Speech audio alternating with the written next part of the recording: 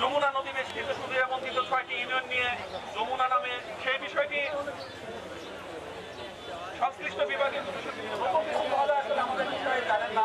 সেই বিষয়টি আসলে আমরা সেখানে প্রস্তাব এনেছিলাম। গাজীপুর উপজেলা থেকে একদমই আলাদা ভৌগোলিক অবস্থান তাদের, এবং তাদের খুবই কষ্ট। আমি গিয়েছি 6টা চরেই, আমি গিয়েছি 6টি ইউনিয়নে।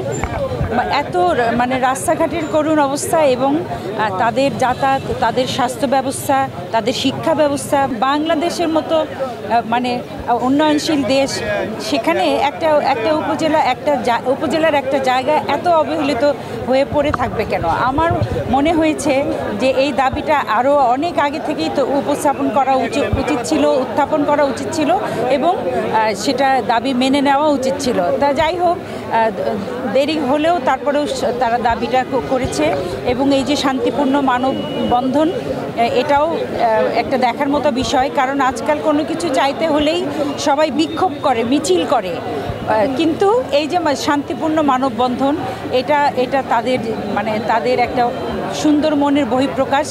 আমি সরকারের কাছে চাইছি যে অতি সত্বর এই 6টা ইউনিয়ন মিলিয়ে একটা উপজেলা, খুব সুন্দর একটা নাম, যমুনা নদীর পাড়ে যমুনা উপজেলা, এটা বাস্তবায়ন করা হোক।